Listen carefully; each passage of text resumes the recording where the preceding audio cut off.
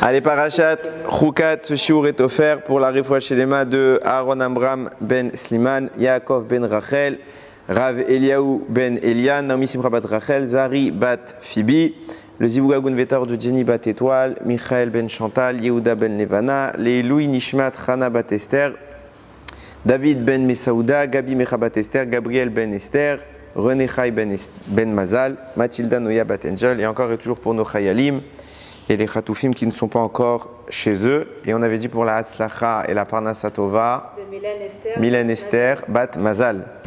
Bezrat Hashem. Alors comme on l'a dit un petit peu en aparté tout à l'heure, il y a énormément de sujets dans la paracha. Elle est très petite et très chargée. C'est-à-dire elle n'est pas longue.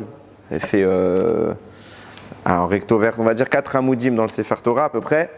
Mais il y a énormément de choses, donc on est obligé de faire un choix. On va parler du moment où les Bnei Israël vont à nouveau, ils vont se plaindre de la manne. Et je dis à nouveau parce que personne ne fait attention que ce n'est pas la première fois. Et vous allez voir que ça a des implications. Il y a écrit Vaïsou Meorahar, Derech Yamsouf Lisbov et Teretz et Edom. Donc ils sont revenus un petit peu en arrière, ils sont allés vers la montagne qui s'appelle Or Ha'ar, donc en direction de Yamsouf, et ils ont contourné la terre de Edom. Vatiktsar Nefesh Ha'am Baderer. Et le peuple a eu le souffle court. Vaïdaber Ha'am Be'Elohim uv Moshe. Ils se sont mis à parler sur Hachem et sur Moshe. Lama ilitunu mimitzraim lamut bamidbar. Pourquoi est-ce que vous nous avez fait monter d'Égypte pour mourir dans le désert? Il n'y a pas de danger là. Ils ne sont pas en danger. Il manque rien. Ils ont à boire. Ils ont à manger. Et ils vont mourir. C'est après ce qu'ils disent. Et ils disent pourquoi on va mourir? Ken lechem ven maim. On n'a ni pain ni eau. Et ce pain qui abîme, notre âme en a marre. Et Hachem il a envoyé les serpents brûlants. Ça veut dire qu'il y avait du venin. Donc ils ont mordu, il y a eu beaucoup de morts. Quand on voit que ça va mal, on dit ah j'ai fauté. Donc ils sont allés voir Moshe, on a fauté. Pourquoi on a fauté? On a parlé sur Hachem, Vabach, et contre toi. Itpalel ifna Hashem, veyaser ma'alim anachash, veitpalel be'ad Hashem, veitpalel Moshe be'ad Am. Donc prie pour nous, fais partir les serpents, et Moshe, comme d'habitude, y prie. Hachem el Moshe, et là on va terminer avec ce pasouk. Hachem a dit à Moshe, Aseh lecha saraf, fais pour toi un serpent.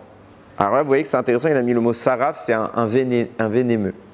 C'est brûlé, non? Vénéneux, pardon.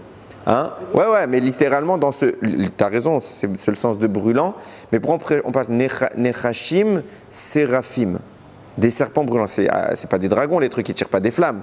Ok? Donc, de quoi on parle quand on parle de l'aspect brûlant? On parle de leur venin. Donc, il lui dit Hachem, tu vas fabriquer un serpent. Vesimoto à la nes, tu vas le mettre sur une poutre. Nes, ça ne veut pas dire poutre, hein, d'habitude, vous êtes d'accord? On va en parler. Veakol anashur, tout celui qui a été mordu, verra auto vachai. Il va le voir et il va guérir. Il va vivre. En tout cas, c'est pas écrit qu'il va guérir, il est écrit qu'il va vivre. Ok? Je remarque en même temps que je vous lis, ça conforte un peu ce qu'on va dire tout à l'heure. Ok, donc. On a le contexte, c'est ce qui s'est passé. Hein. Moshe il a mis le serpent fait en érochette, en cuivre, en airain, et tout le monde regardait, et magie, tout le monde guérissait. Comme je l'ai dit tout à l'heure, c'est pas la première fois que ça arrive que les Bnei Israël se plaignent de la manne. On a eu ça il y a quelques parachiotes, parachat Be'alotra. Le peuple se rebelle, on en a marre de la manne, Et qu'est-ce qu'Hachem leur fait? Il leur envoie de la caille, ils voulaient de la viande, il leur envoie de la viande. Et là-bas, il y a eu beaucoup de morts également. Et ce qui est intéressant à se mettre à l'esprit, c'est de se dire, petit 1, ça ne leur a pas suffi. Ils font la même erreur. Si ça avait été la même erreur, c'est assez surprenant parce que je veux bien qu'on soit bête, mais on parle d'une génération particulièrement grande. Okay? Donc, ce n'est pas a priori la même erreur, puisqu'en plus, la Torah, elle en traite comme étant 2 sujets différents. Sinon, on aurait simplement… La Torah, elle ne suit pas toujours la chronologie de l'histoire. Okay? Donc elle aurait simplement fait une ellipse dans le temps, disant qu'ils se sont plaints une première fois et une deuxième fois. Par exemple, la semaine dernière, par Parashat Kohar, il y a eu plein de plaintes. C'était tout le temps le même sujet, même si ça s'est suivi. Bon, on aurait pu cumuler les sujets. Là, non, c'est 2 sujets différents a priori. Et j'en veux pour preuve que ce n'est pas les mêmes sujets, c'est que la punition, ce n'est pas la même. Première fois, Hachem, il envoie l'écaille, il leur donne à manger. Alors c'est vrai que par la surconsommation, il va y avoir de la mort. Et deuxième fois, il envoie des serpents, mamache, qui les tuent. C'est direct, là, c'est pas. Et en plus, c'est violent. Et on voit à quel point c'est marqué. C'est que si ce n'était Moshe qui priait, parce que là-bas, on ne voit pas que Moshe a prié la première fois pour dire allez, stop, ça y est, ils ont compris. Non. Là, ils ont dit on a fait tchouva, on regrette, on regrette. Là, Moshe prie, il met un artefact magique, et là, ça arrête. C'est-à-dire que s'il n'y avait pas eu tout ça, ça continuait. On aurait pu aller très loin, Chas v'Shalom. Déjà, la Torah parle de beaucoup de morts. Donc déjà, c'est une avéra qui semblerait être différente. Deuxième point, quand on lit bien le texte, on dit bien qu'ils se plaignent de la manne. Ok ? C'est écrit « Venavshenu katsab alechem akelokel ». On en a marre de ce pain qui abîme. Sauf que quand on lit le début du même pasouk, c'est pas ça le sujet principal. Le sujet, ça c'est un sujet secondaire. Pourquoi le sujet principal c'est quoi? Vaidaber ha'am be'elokim uv Moshe. Ils ont parlé contre Moshe, contre Hachem et contre Dieu. Et quand ils font tchouva, ils disent pas ça y est, on arrête de parler de la manne. Et on a fait une avéra, c'est parce qu'on a parlé sur toi et sur Hachem. C'est ça notre avéra. Et la Torah le présente comme un seul moule, mais a priori le vrai sujet, ils ont parlé contre Hachem et contre Moshe. C'est ça le sujet, ils ont dit pourquoi vous nous avez fait sortir d'Égypte pour mourir. On ne va pas mourir, donc qu'est-ce qu'ils ont dit? C'est ça la Sheila, c'est tout le sujet. Quelle est la vraie problématique de la critique, des doléances que le peuple il a contre Hachem et Moshe? Alors, de toute façon, c'est toujours le même problème. Mais on va voir qu'il y a quand même une subtilité. On va voir que finalement, ils pensaient quand même, a priori, comme bien souvent, ils pensaient quelque chose de positif, mais ils ont fait une grave erreur. Je continue. Partons de l'hypothèse que c'est le sujet principal. Le peuple se plaint contre Hachem et Moshe. Pourquoi tu te plains contre les deux? On va être objectif, on va séparer les idées. Soit, ce que je dis, c'est pas moi qui le dis, mais on va faire une hypothèse. Soit leur accusation, c'est Hachem, tu gères mal. La preuve, on n'est pas content de ce qui se passe. Donc tu gères mal. C'est sur toi que je mets les griefs. Alors pourquoi tu te plains à Moshe? Moshe, c'est pas lui qui a décidé que ça se passe comme ça. Et ils sont pas là pour faire la guéguerre. Donc si tu te plains, plains-toi contre le véritable problème. Ou à l'inverse, Hachem gère très bien, mais Moshe fait mal son job. Il transmet mal sa parole, il met mal en place les décisions de Dieu, et donc le maillon faible, le problème, ce serait Moshe. Alors dans ce cas-là, tu te plains que de Moshe, mais pas d'Hachem. Il y a forcément un des deux qui n'y est pour rien. Là, on se plaint des deux. L'air de dire les deux sont un problème. Donc on voit qu'il y a quand même il y a quelque chose qui nous échappe, parce que ça ne tient pas. En plus, on voit que jusqu'à maintenant, c'était plutôt un peu plus tôt dans l'histoire, ça a été le discours inverse. Quand on a traversé la mer, Vaya Aminu Bachem, Uv Moshe Avdo. On a bien eu la Emouna en Hachem et en Moshe. Pourquoi? Parce que dire que je crois en Moshe, Kalva Romer que je crois en Hachem. Parce que Moshe n'est que l'émissaire de Dieu. 2 minutes. Moshe, c'est que l'émissaire de Dieu. Donc si lui, il arrive à faire des choses, c'est bien parce que Hachem lui en donne la possibilité. Donc on est clair que c'est la même ramification. Mais quand je fais une critique, je ne peux pas la faire sur le même cave. Je ne peux pas rester sur la même longueur d'onde parce que forcément, il y a un des deux qui est innocent. Donc on voit que les Béni Israël, ils ont un regard qui semblerait distinguer Hachem et Moshe. Genre, les deux, vous avez un problème. On va essayer de réfléchir. Mais je continue d'abord sur mes questions pour que ce soit bien ordonné dans la tête de tout le monde. Attends, justement, ouais. On disait à l'époque le Dieu de Moshe. Et Moshe, c'était l'interlocuteur entre Hachem et le peuple. Ouais. Donc, si tu veux, il parlait peut-être simplement à Moshe. Non, on peut pas changer le texte. Il y a écrit Be Elohim ou Ve Moshe. Contre Hachem et contre Moshe. Et ils viennent, ils demandent pardon. Et j'ai oublié de préciser quelque chose parce que je ne voulais pas le dire dans le cours. C'est tellement vrai ce que je vous dis que c'est deux charges que les commentateurs, le Siftei Kohen, il écrit comme ça. Il y en a d'autres encore, j'ai pas tout en tête. Ils disent, regarde, normalement on dit juste les serpents. Les serpents brûlants. Pourquoi les serpents est brûlant? Et qu'est-ce qu'Hachem dira à Moshe? Il dit, va faire un séraph. Il ne va pas dire un serpent, il va faire un brûlant. Va faire un brûlant dans le ciel. Pourquoi il y a écrit et les serpents et le côté brûlant, des serpents, donc le venin? Ramim dit, c'est parce qu'ils ont parlé contre Hachem et contre Moshe. Hachem a dit à Moshe, moi je leur pardonne. Mais sur toi, je ne leur pardonne pas. Donc s'il y a eu, pour la médisance faite contre Hachem, Nachash, le serpent, pour la médisance faite contre Moshe, Séraph. Le côté brûlant. Hachem dit, moi, le serpent, je pardonne. Ce que je suis censé les punir avec moi, le côté serpent, je leur pardonne. C'est pour ça qu'Hachem, il a envoyé, attends, 2 minutes. Hachem, il leur a envoyé les serpents brûlants pour les deux aspects. Moi, je leur pardonne. Donc, fais pour toi un séraph, le côté brûlant, donc le deuxième aspect de la Véra, pour qu'ils soient punis et que ce soit qu'ils comprennent le problème. Moshe, qu'est-ce qu'il fait? Il fait pas séraph. Le texte, il dit, il n'y a pas écrit séraph. Là-bas, il écrit Nachash Nechoshet. Il a fait un serpent en cuivre. Pourquoi il n'a pas fait séraph? Il a dit, attends. Hachem, lui, il pardonne, et moi, je ne dois pas pardonner, et c'est pour moi qu'on doit faire tout ce tikkun. Ça veut dire que moi, je suis plus important qu'Hachem? Non, Hachem, c'est le Ikar, et moi, je suis le secondaire. Donc, c'est le serpent représentant Hachem, je vais faire Hachem, et moi, je m'efface. Donc, on voit bien que le sujet, il n'est pas le même, puisque chacun des deux vient provoquer, du moins la médisance qui a été faite sur chacun des deux, provoque une punition, un détail différent de la punition. Donc c'est clairement, a priori, il y a un problème de dissociation. Et Rashi dira, l'erreur gravissime, c'est qu'ils ont mis Hachem et Moshe sur le même pied d'égalité. Comme si Moshe be'atzmo et Hachem be'atzmo, deux choses différentes. Et on peut les confronter. Et ça, c'est très grave, Rashi dit. C'est ce que Rashi commence sur notre paracha, sur ce passage. Par rapport au venin, je pensais au Lachon Hara de Myriam. Ça sort de la bouche aussi. Tout le Lachon Hara sort de la bouche, mais il n'y a pas eu de venin chez Myriam. Par rapport au venin du serpent. Mais Myriam, il n'y a pas le rapport avec le venin. Non, du côté de, puisqu'on disait le séraph du côté de Moshe et du côté de Dieu, c'était ça. D'accord. J'ai pensé à. Non, c'est pas lié. En tout cas, pas directement. C'est pas grave. On continue. Troisième point. La Gemara a dit, on a mis ce serpent de cuivre comme ça, ils l'ont mis en hauteur, tous ceux qui voyaient guérissaient. La Gemara pose la question, il dit, depuis quoi? C'est le serpent qui fait la guérison? C'est le serpent qui donne la vie? C'est le serpent qui donne la mort? La Gemara a dit, Chazve Shalom. Le bâton Moshe faisait des choses aussi. Le bâton Moshe ne faisait rien du tout. Le bâton Moshe faisait ce qu'Hachem lui disait de faire. C'est pas pareil. Mais là, ça fait presque de la. Alors, j'y viens. On pose la question, la Gemara pose la question, est-ce que c'est le serpent, enfin du moins l'objet qu'il a fabriqué, qui les guérit? Parce que si c'était l'idée de fabriquer un élément, je vais dans ton sens, prends ton bâton. Il s'est déjà transformé en serpent en plus. Prends ton bâton, il fait des miracles. Si c'est que la notion de la refoua vient d'Akadosh Baruch Hu. Et la Gemara dit oui. Non, Chazve Shalom, c'est pas le bâton qui fait la guérison.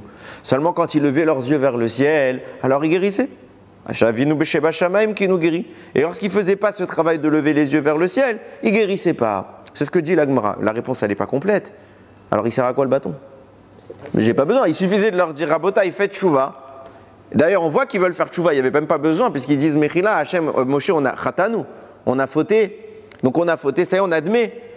Il n'y a pas besoin de mettre un objet magique qui va leur faire comprendre qu'ils doivent faire tchouva. À quoi il sert le bâton? La Gemara te dit, il ne sert à rien. Enfin, le serpent qu'il a mis dans le ciel, sur la poutre, il ne sert à rien, la Gemara a dit. Alors, pourquoi tu me demandes de le faire? Ça veut dire qu'il y a quelque chose. Non, justement, si Hachem l'a demandé, c'est pas de la Vodazara. Mais forcément, il sert bien à quelque chose. Parce que la Gemara dit, il sert à rien. Il suffit d'être Mahamine et tu guéris. D'accord, j'accepte. C'est même ce qui aurait dû être le cas. Dans ce cas-là, ne mets pas du tout de bâton. Ne mets rien.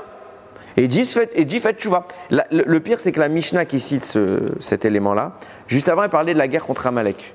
Et là-bas, on dit que Moshe il levait les mains et il baissait les mains, on gagnait, on perdait. Et la Gemara a dit, là-bas, la même histoire. C'est pas le fait de lever, Moshe levait les mains quand nous, on levait nos yeux vers le ciel. C'est pas les mains de Moshe qui faisaient la guerre, c'est notre cœur qui était lié ou non, Chazve Shalom, à Kadosh Baruch Hu. Alors encore une fois, là-bas, dans le cas de Moshe, il n'y a pas d'élément fabriqué, particulier, magique. Là, on met un élément magique et on te dit, il sert à rien. Donc je comprends pas. Pour Hachem, il lui donne un ordre et il dit, fais-le. Ça marche pas. Donc, on voit bien que il y a énormément d'informations, il y a plein d'autres questions qu'on pourrait poser, mais à la base, je suis déjà à 10 pages. Donc, on va essayer de revenir sur le contexte général et un peu commencer à comprendre un petit peu les choses. Première chose, le lien entre la faute et la punition. Donc, ils ont fait du Lachon Hara, notre première explication rapide, ils ont fait du Lachon Hara, on envoie le serpent. Le serpent, c'est le premier de l'histoire à avoir fait du Lachon Hara. Seulement, comme je l'ai dit tout à l'heure, ce n'est pas la première fois de l'histoire qu'on a du Lachon Hara. Il y a eu Myriam, elle n'a pas eu de serpent, vous me l'avez dit. Il y a eu, quand ils se sont plaints de Laman, il n'y a pas eu de serpent. Il y a eu Korah, il n'y a pas eu de serpent. Il y a eu les Meraglim, il n'y a pas eu de serpent. C'est nouveau les serpents dans l'histoire. Donc pourquoi ici le sujet va être porté sur les serpents? Alors il y a un Targum Yonatan Ben Uziel qui commence à expliquer la chose suivante. Il dit, avec tout ce que je leur ai fait, je vous fais en bref, hein, je les ai sortis d'Égypte, je les ai conduits dans le désert, et tout, etc. Je leur ai tout fait. Je leur ai donné à manger Yomam Valaïla. Il n'y a pas un jour où ça ne tombe pas par Shabbat, ils ont qu'on double la veille. Ok? Donc on ne peut pas dire que je ne m'occupe pas d'eux. Avec ça, ils se plaignent. Alors que le serpent, quand il a fauté avec Adam, je lui ai dit, tu mangeras la poussière de la terre. Donc tu mangeras plus rien d'autre que la poussière de la terre. Et on va expliquer ce que ça signifie tout à l'heure. Mais en attendant, il a tout perdu comme nutrition. Il ne s'est pas plaint une fois. Vous vous plaignez. Alors que je vous donne la manne, le plus grand aliment de l'univers qui a jamais existé. Lui, je lui ai enlevé toute saveur, tout ce monde, je lui ai enlevé. Je lui ai donné la terre comme repas. Il ne se plaint pas. Et vous vous plaignez. Alors celui qui ne s'est pas plaint, c'est la première fois qu'Hachem fait la louange du Nachash. Celui qui ne s'est pas plaint, qui vienne pour punir ceux qui se plaignent. Et là, il y a une insinuation, je ne sais pas si c'est explicitement ce qu'il a voulu dire, mais ça, on va mettre les choses plus en relief. On connaît les midrashim à propos de la manne et on connaît le midrash, la Gemara plus précisément, à propos de la poussière de la terre. Je vous ai dit quoi? C'est quoi cette histoire que les serpents mangent de la poussière de la terre? Vous avez jamais vu dans les documentaires alimaniers, parce que bon, je pense pas que vous voyez des serpents tous les jours, on n'a jamais vu qu'un serpent, un jour il a faim et il mange un peu de terre. Le serpent mange des animaux. Ok, ça veut dire quoi qu'il mange la terre? La Gemara Masechet Yoma, elle dit non, tout ce qu'il mange a le goût de la poussière de la terre. Et d'un autre côté, c'est une bracha pour lui. Simplement qu'Hachem, il ne veut pas s'occuper de lui, donc il lui a donné l'accès. Qu'est-ce que ça veut dire? Pourquoi c'est une bracha? Parce que tout a le même goût, donc il ne va pas chipoter. Une souris, une grenouille, un autre animal, c'est pareil. Il n'a pas celui-là j'aime pas. Tout est pareil pour lui. Donc Hachem, il lui a dit encore, tu peux manger tout ce que tu veux. Pourquoi tu peux manger tout ce que tu veux? Parce que je ne veux pas m'occuper de toi. Je ne veux plus entendre parler de toi. Alors mange, je te donne le frigo, il est plein, sers-toi, mais ne viens jamais me demander de te préparer à manger. Donc d'un côté, le serpent, il a tous les aliments du monde, mais il n'a qu'un seul goût. À l'inverse, les Israël ont la manne, donc un seul aliment, mais qui a pour particularité d'avoir la saveur de tous les aliments du monde. C'est exactement l'opposé. Nous, on a un élément qui peut reproduire l'intégralité. Lui, il a tous les éléments, mais il n'a rien au final.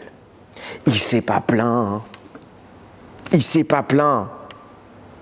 Le pire, c'est qu'il a fauté. Il ne s'est pas plaint. On en a vu que quand ils ont fauté, ils ont été punis, ils se sont plaints. Caïn, il faut, il dit Hachem, c'est trop ce que tu me dis. Allez, atténue. Le serpent, il ne se plaint pas. Hachem, il dit ça, c'est bien. Vous, ce que vous faites, c'est mal, alors je vous livre entre les mains du serpent pour qu'il vous tue. C'est une folie, quand même. C'est une folie. Et quand on va plus loin... Le serpent transformé là, devant Pharaon, le serpent de... Non, on va pas... Mais je veux dire, il n'y a pas de lien avec cette notion du serpent? Si, on va en parler. Je ne vais pas en parler, je vous laisserai trouver ça tout seul, mais okay. Si vous allez plus loin, il y a des liens à faire. Vous dites que Sarah, il est bon, Ah, attends, ça, tu vas voir. C'est tout de suite, j'arrive. Laisse-moi avancer. Tout de suite. Regarde. Il y a écrit comme ça.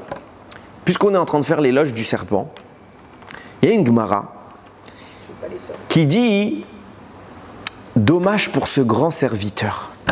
Elle parle de qui? Du serpent. Dommage pour ce grand serviteur qui a été abîmé. Parce que s'il n'avait pas été abîmé, regardez ce que dit la Gemara. Si Adam n'avait pas abîmé par la faute, donc le serpent a été quelque part détérioré, alors tout Ben Israël et toute Bnot Israël, tous les hommes et toutes les femmes du peuple juif auraient tous les jours, en permanence, 2 serpents pour les servir. Et ils se chargeraient de leur amener des pierres précieuses, d'aller d'un bout à l'autre du monde. La Gemara dit comme ça, 2 serpents géniaux pour les servir. J'y viens, si je vous le dis, c'est que je veux poser la question. 2 serpents extraordinaires pour ça. Malheur, Chaval, qu'est-ce qu'on a perdu avec le Nachash? On avait un super copain. Et on a tout perdu parce qu'on a fauté, on l'a laissé, etc. On va en parler, je vous rassure.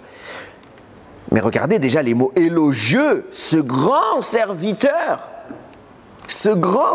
Et c'est là que la question se pose. D'accord, admettons le serpent, c'est quelque chose de fun. Pourquoi à la fin on nous dit, admettons qu'on ne l'aurait pas abîmé, qu'on n'aurait pas fauté. Alors pourquoi on a 2 serpents?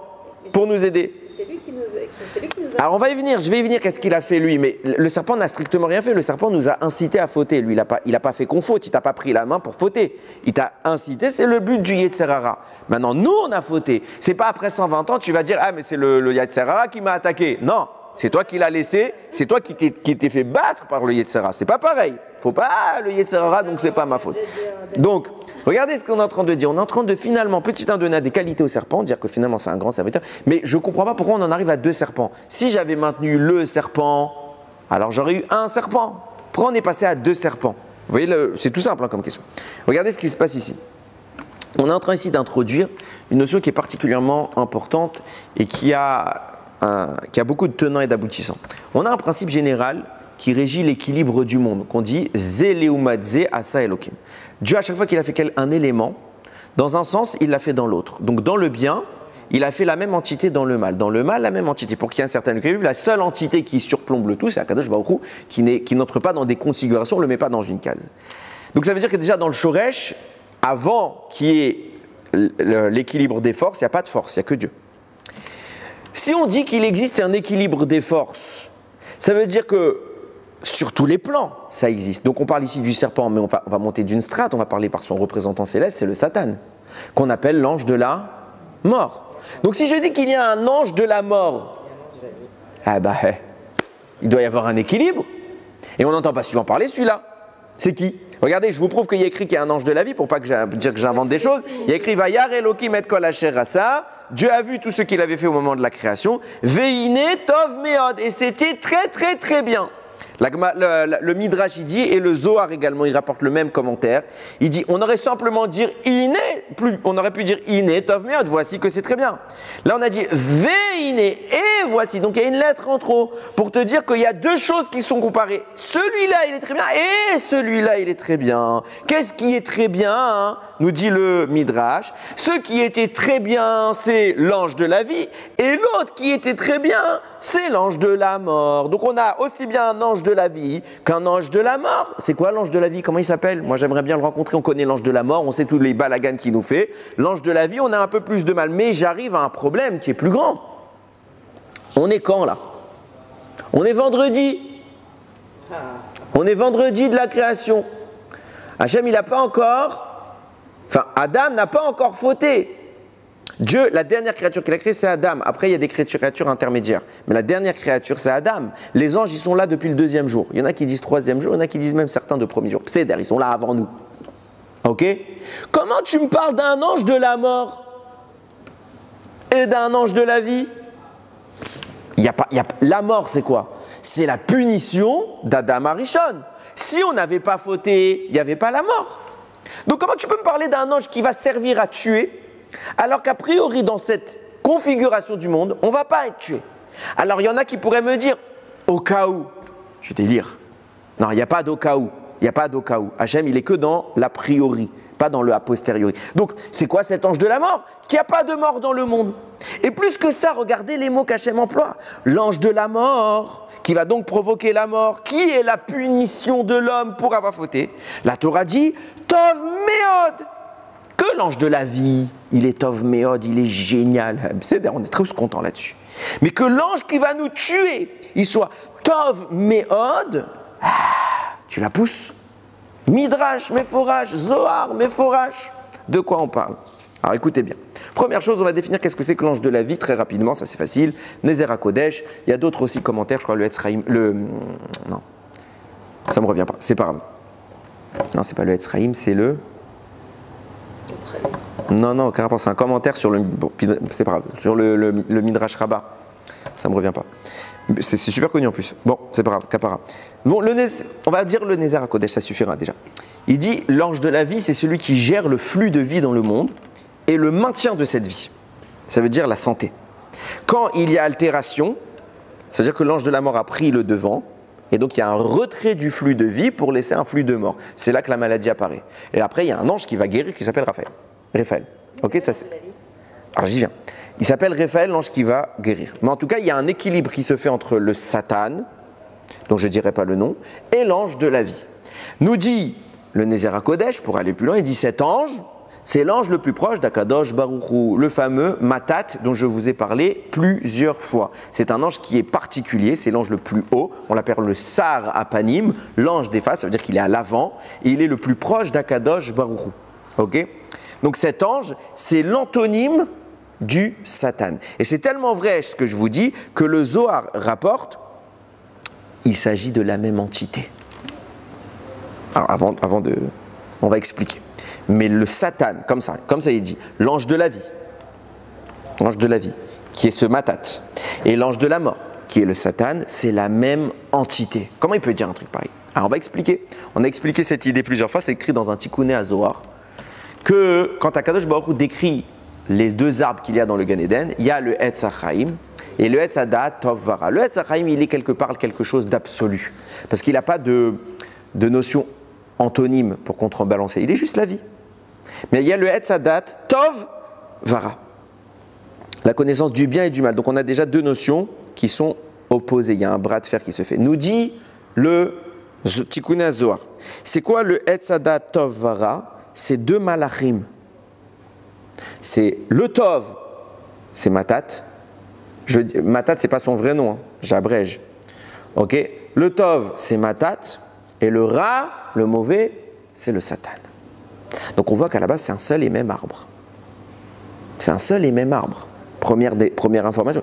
Ils viennent du même endroit. Et ce qui est très intéressant, c'est que ces deux anges, dans le Midrash, au nom du Pasuk, que Akadosh Baruch Hu a prononcé de sa bouche, sont appelés Tov Meod. Super bien. Alors que là, on vient d'appeler le deuxième Ra, puisque l'ange de la mort, il vient du Etz HaDaat Tov. Le Tov, c'est l'ange du bien, de la vie. Et le Ra, mauvais, c'est l'ange de la mort. Donc d'un côté, on nous dit que l'ange de la mort, c'est Etz HaDaat Ra, la mauvaise partie de l'arbre. Et d'un autre côté, on nous dit les Tov Meod, il est super bien. La Torah se contredit elle-même. Et là, on en arrive à la notion que je veux aborder depuis tout à l'heure, celle de la définition du mal. Est-ce que le mal est une définition relative ou absolue? Et je vous réponds d'avance, avant que vous partiez en débat, je vous réponds d'avance, le mal est un mal à la fois relatif et à la fois absolu. J'explique, c'est super la réponse, les deux, comme ça on est tranquille. Vous allez voir pourquoi le mal est absolu et pourquoi le mal est relatif. C'est très intéressant. On l'a dit plusieurs fois également, Baruch Hashem, le monde n'est pas seul, il y a des mondes. Et les mondes sont enchevêtrés les uns dans les autres. Donc il y a une succession de mondes enchevêtrés jusqu'à en arriver à la ramification extrême, la plus périphérique, c'est la nôtre. Notre monde, c'est le plus loin, le plus éloigné. Puisque je dis qu'il y a des mondes, et que le nôtre, c'est le dernier, donc il y a eu un premier. Le premier est plus proche de Dieu, le deuxième est moins proche, le troisième est moins proche, et le nôtre est le plus éloigné. Donc, ça veut dire quoi? Tout part de Dieu. Dans Dieu, il y a le mal? Non, il n'y a que le bien. Kulotov. Kulotov. Dieu, il est Kulotov. Il n'y a pas quelque chose Dieu, il a un défaut. Il n'y a pas de défaut, on commence à parler comme ça. Avodazara. Et pire qu'Avodazara. Donc, Dieu, il est Kulotov. Donc, où apparaît le mal? D'où vient le mal? Puisque Dieu n'est Kulotov. Et on te dit, Endavara, Yored Minashamaim. Il n'y a pas une seule chose qui descend du ciel qui est mauvaise. Alors d'où vient le mal? Elle vient de bien de quelque part. Et c'est là que le mal est relatif. En ce sens où, quand je prends le numéro 1, il est forcément meilleur que le numéro 2. On est d'accord? Donc vis-à-vis du numéro 1, le numéro 2 est mauvais. Et donc le mal est une notion relative d'un monde à l'autre. Ça veut dire quoi? Je vais plus loin. Le mal d'un monde numéro 1 et le bien du monde numéro 2. Parce que quand je descends d'une strate, dans mon niveau, quand je suis sur un piédestal, le numéro 2, il est moins bon que moi. Donc il n'est pas bon, il n'est pas bien. Pas bien, ça veut dire mal. Mais du point de vue numéro 3, le 2, il est au-dessus. Donc il est bon. Donc si je prends 1, 2, 3, ok? Le 2, il est mal par rapport au 1, mais il est bien par rapport au 3. Donc le mal est une définition relative d'un monde à l'autre. Mais quand je me positionne dans un seul monde, en faisant fi, sans prendre soin de regarder les autres mondes, dans mon monde, je ne peux pas dire que le mal il est bien par rapport à celui d'avant ou celui d'après. Dans mon monde, il est absolu, absolument mauvais. C'est pour ça que la Torah ne se contredit pas. Quand Hachem dit « Et Tov Vara », l'ange en question, l'ange de la mort, il est mal. Pourquoi? Parce que dans notre monde, sans regarder l'extrémité, l'extérieur des mondes, il n'y a que nous. Je ne peux pas le comparer à autre chose pour dire qu'il est mieux ou moins bien. Donc il est mal, point. Parce qu'il est mal dans mon monde, de mon point de vue, je vois c'est mal. Je ne peux pas dire qu'il est mieux qu'autre chose. Parce que dans mon monde, il n'y a pas moins bas. Plus bas, pardon. Mais quand Dieu va qualifier notre monde, il va dire il est mauvais. Par contre, quand Dieu regarde toute sa bria, comme il y avait écrit dans le Passouk, Vayar Elohim et Kol Asher Asa. Dieu, il a vu tout ce qu'il a fait. Pas que nous, tout. Donc quand on a un regard qui est transversal, Tov Meod, il n'y a que du Tov. Tu ne peux pas dire qu'un élément est mauvais puisqu'il est mauvais que dans un monde, mais en réalité il vient de Dieu. Et en réalité, qu'est-ce que c'est que le mal? C'est simplement une distance supplémentaire accrue avec le divin, c'est tout. Mais on ne peut pas dire que c'est du mal en tant que tel, puisque même dans le mal est une manifestation distante, mais ça reste une manifestation de Dieu. Donc il est bon, il est Tov Meod. Mais dans notre sphère à nous, il est quelque chose de mauvais. Vous avez suivi? Donc on est bien dans un mal qui est à la fois relatif, quand j'ai une vision transversale des mondes, comme Dieu, mais nous qui ne pouvons pas avoir cette vision-là, on est dans un mal qui est absolu. Pourquoi j'en arrive à ça? Plus on est haut, plus on est bon. Et tout ce qui existe en réalité, le mal d'un monde, c'était la source d'en haut que... Précisément, Mechila. Le mal d'un monde et le bien du monde d'après. Mais si je remonte plus haut, il n'existait pas encore. Ça veut dire quoi? Dans la source première, quand je repars depuis la base, donc Dieu, ce qu'on appelle le Ein Sof, il n'y a pas de mal. Mais le mal n'est pas là? Bah si. Parce que tout ce qui vient, c'est qu'une ramification de Dieu. Donc le mal est là, et en réalité, il va être relatif, comme je viens d'expliquer. Donc plus je remonte, 2 minutes, plus je remonte, plus les notions deviennent mélangées. Et je ne peux plus distinguer, quand je reviens à Dieu, à l'origine même, je peux voir du mal. Le mal ne peut pas se manifester, il n'a pas sa place. Pourquoi? Parce qu'il n'y a que du bien. Et je ne peux pas distinguer, je n'ai pas assez étiré les choses pour voir que ce bien-là est moins bien que ce bien-là. Il y a une hiérarchisation du bien, mais il n'y a pas de mal. Oui. Je voulais dire, on avait dit qu'il y avait des mondes qui avaient été créés. Oui, oui. Alors c'est la même chose pour... Oui, alors regardez le shiur que j'ai fait cette année sur Bereshit. Je parle de tout ça. Et ça explique pourquoi il y a des Rechaim, il y a des Tzadikim, il y a une épreuve avant qu'on apparaisse dans ce monde. On a tous été testés. Pourquoi? Moi, je ne suis pas né dans la famille de Rav un tel. Et vous n'êtes pas né dans la famille de un tel. Et lui, il est né dans une famille de Racha. Pourquoi? Qu'est-ce qu'on a fait? Pourquoi il y en a qui vont être chez les grands, ils vont tout de suite être géniaux. Et il y en a que pour devenir génial, déjà pour faire Shabbat, c'est une guerre. C'est pas juste. Ben, ça vient des épreuves qu'on a passées dans les mondes d'avant. Ok? Donc je vous laisserai, je ne vais pas refaire le shiur. Ok. Maintenant que je suis arrivé à ça, je peux en arriver au point que j'ai besoin de traiter. Tout ça, c'était pour nous amener à ce que je veux dire maintenant. Puisque je pars du principe qu'a dit le Zohar, le mal, enfin l'ange de la mort, l'ange de la vie, même chose. Pourtant, ce n'est pas la même chose. Un, il tue, l'autre, il fait vivre. Le Zohar a dit même chose. De quoi il parle le Zohar? D'une vision transversale. C'est-à-dire que quand je monte une strate au-dessus, c'est la même chose. Et quand je descends, j'élargis un petit peu le détail et je vois qu'il y en a un qui semble hiérarchique par rapport à l'autre. Il y en a un qui est au sommet. Mais quand on les a mis en une seule pièce, il n'y a ni recto ni verso. On ne sait pas c'est lequel le recto le verso. Ok. Donc plus je monte, plus je vais me rendre compte que les notions vont se fusionner. Prenons le cas du serpent. Depuis le début, on dit que, toute l'histoire, les serpents ont attaqué, et je vous ai dit, Hachem, il a donné quand même des qualificatifs assez sympathiques sur le serpent. Et d'un autre côté, on a des qualificatifs qui sont catastrophiques.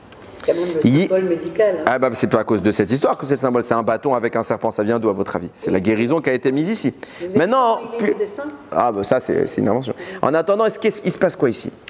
Depuis le début, je vais vous arriver à une notion importante. C'est laquelle? Il existe une autre entité, terrifiante, titanesque, géante. Cette entité, c'est écrit dans la, je ne sais plus si c'est un Gemara ou un Midrash, elle fait peur aux malachim. Ah bon? Elle fait peur aux malachim. Vous voyez le délire.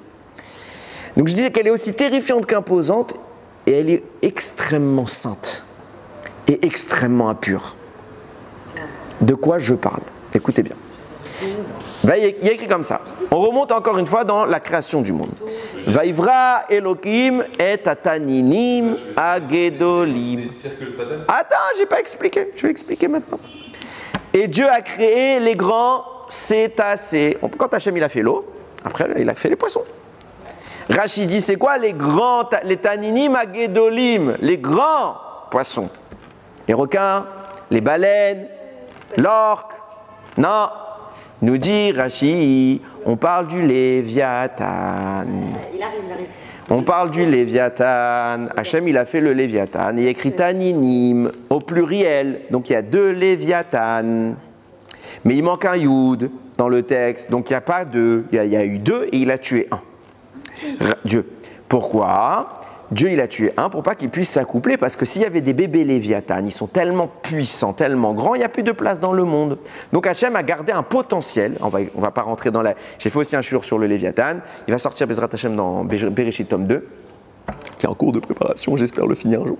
Ça fait longtemps que je suis dessus. Je disais donc, il y a 2 Léviathan, et à Kadosh Baruch Hu, on a retiré 1, et l'autre, il l'a laissé. Et il n'a pas fait disparaître l'autre, parce que sinon, il n'avait pas besoin de le créer. Il l'a gardé pour la fin des temps. Ok. Maintenant, qu'est-ce qui se passe? C'est intéressant de voir le mot qui est employé pour parler du Léviathan. Tanin.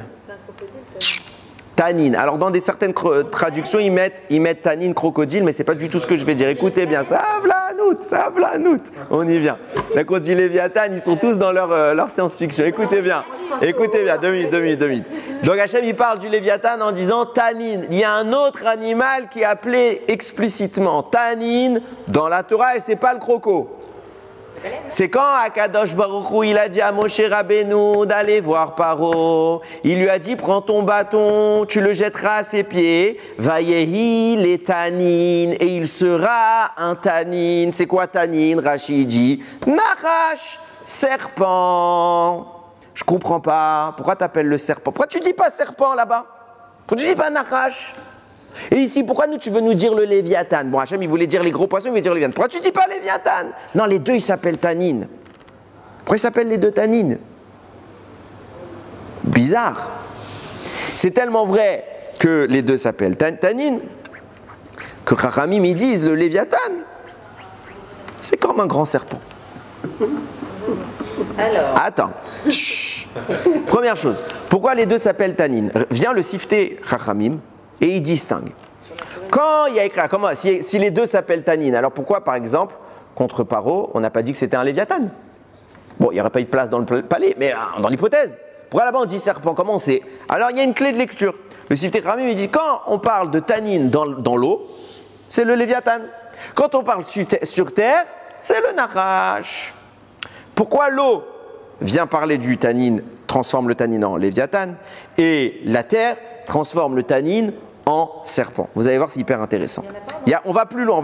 Attends, je vais jusqu'au bout parce qu'après vous allez tous embrouiller. Il y a encore. Ça fait longtemps qu'on ne s'est pas vu, mais ok. C'était ça qui était bien avec la caméra. J'avais pas de questions. Moi, je pense au Larsen. J'étais tranquille. J'avançais. Fallait que je regarde. Jamais il fallait que je regarde le texte. Qu'est-ce que je leur disais, etc. 2 minutes.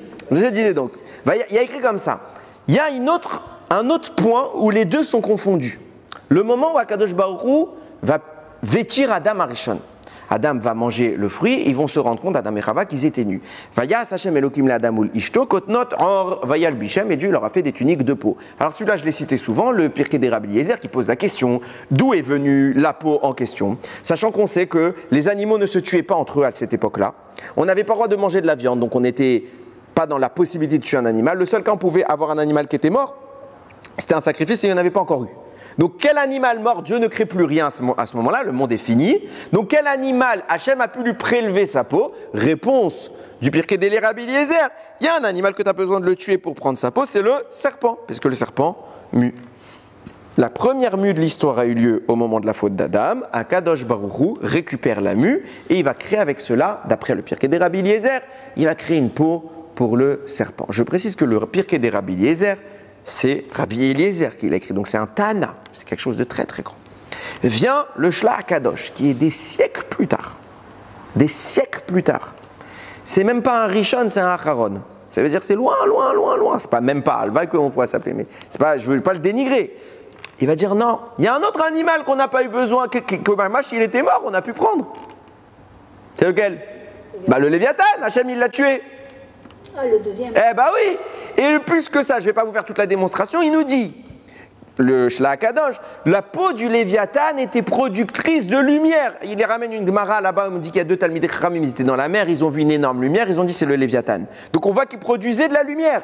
C'est pour ça qu'il nous explique la fameuse assertion de Rabbi Meir qui dit ne lis pas Kotnot or des tuniques de peau, lis Kotnot or des tuniques de lumière. Pourquoi? Parce qu'en réalité, la peau qui a recouvert Adam Arishon, d'après le Shla, c'est la peau du Léviathan. Comment le Shla peut dire un truc pareil? Il y a un Midrash, Meforash. T'as pas de source dans ce que tu dis. Tu m'aurais dit il y a une Gemara, il y a une autre Midrash. On peut dire discussion entre les rabbanim. Non, là il n'y a pas écrit, à moins que j'ai pas vu, c'est ce qui est très possible. Mais en tout cas, comment ça peut être aussi frontal les deux explications? Et maintenant, on va tout expliquer Bezrat Hashem dans un commentaire qui s'appelle le Lechem Shevo Ve'achlama. À la suite, je dirais que le Lechem, parce que c'est un peu trop long. Donc je disais le Lechem le Shevo Ve'achlama. C'est un commentaire de Kabbalah hyper intéressant, hyper compliqué, ok. Et à émettre, si j'avais pas eu mon Rav qui m'avait donné la référence, j'aurais pas vu, parce que comme Bessiat a dit, la semaine dernière, mercredi, on avait Shiur, il cite cette idée, donc du coup, petit texto, avant le Shiur, où est-ce que c'est écrit, il avait cité en 2 secondes, où est-ce que c'est écrit, il me donne la référence, et Baruch Hashem, on a pu aller un petit peu étudier. Viens le Lechem Shevo Ve'achlama, mais c'est pas le premier qui dit ça, lui, il va juste caractériser la notion, il va expliquer quelque chose, il va expliquer une problématique intéressante, et de cette problématique, on va tout répondre. Comme j'ai dit, Zé Leumadze Asa Elokim. Chaque chose dans le bien, elle existe dans le mal elle existe dans le bien.